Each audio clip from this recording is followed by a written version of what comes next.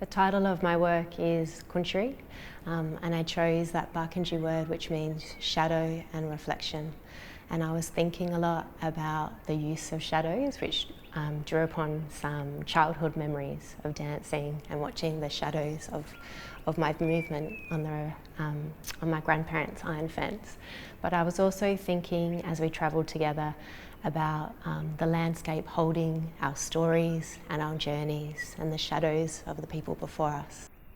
I've always loved moving, and I'm really grateful to my family sending me off to dance school as a child, and it's really incredible to look back and think of that young person obsessed with dancing around the house in my grandparents' laneway to now still sharing movement and stories through dance. Dance is a part of our cultural practice. It's a way that we have always shared our stories and shared our knowledge and passed those on and connected with story and song. And I feel really grateful to be able to continue to share information and to share experiences. At each location, we filmed the movement and the string, and then had this really beautiful process of Joe and I sitting together in his studio and trialling and experimenting with how the images sat together and how the story or connection between the string and the different sites worked together using the 3 channels.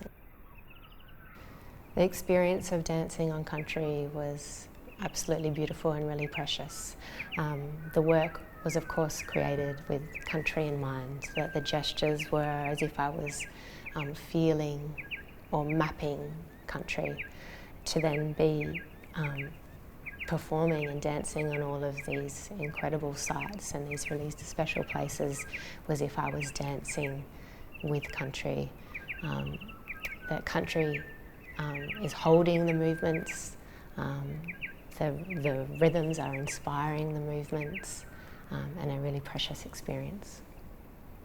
The string that features in the screen dance works and also in the sculptures, it's really extending on that idea of connection and journeys, particularly that journey from Adelaide, Kaurna country to Willakali and Barkindji country.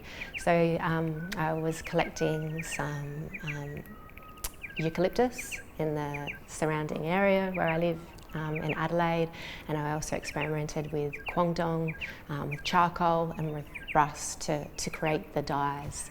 It was a beautiful process of experimentation in my kitchen.